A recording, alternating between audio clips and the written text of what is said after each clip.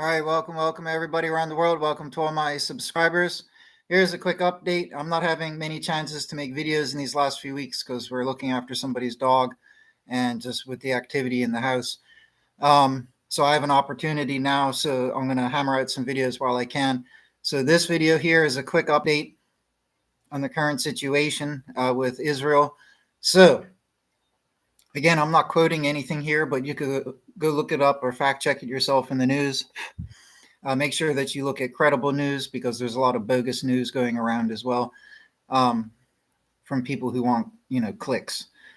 So basically, in my opinion, I think in anybody's sensible opinion, Israel is being cornered right now in the following sense that Iran is actually saying that, they want to make a ceasefire deal in Gaza, right? So Iran appears to be willing to withhold an attack, possibly, with Israel if Israel makes peace talks, ceasefire talks for Gaza. Now, that's all fine and dandy, except for the fact, 1 + 1, Hamas doesn't want to do ceasefire talks for Gaza. Okay, even in the latest update I just checked, Hamas is turning down and declining that. Okay, so we have a problem here. Israel is being cornered. It's against these two enemies, one Hamas, one Iran, okay, or opposition, right? And one of them saying, yeah, we'll do ceasefire, we'll, head towards peace, but you got to make ceasefire talks in Gaza. The other group doesn't want to. That's Israel being cornered, right? This whole battle and war and conflict is about, is stemming from the Gaza issue.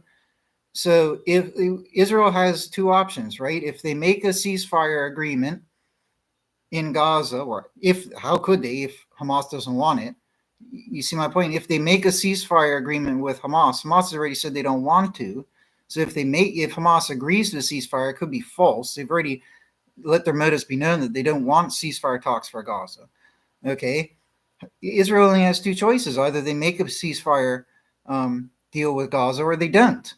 Right? If Israel does make a ceasefire deal with Gaza, as impossible as that might be, then Iran allegedly, they claim, will back down. Okay? If Israel doesn't do, ceasefire talks with Gaza, then Iran won't back down. So Iran's putting this pressure on Israel to do these ceasefire talks.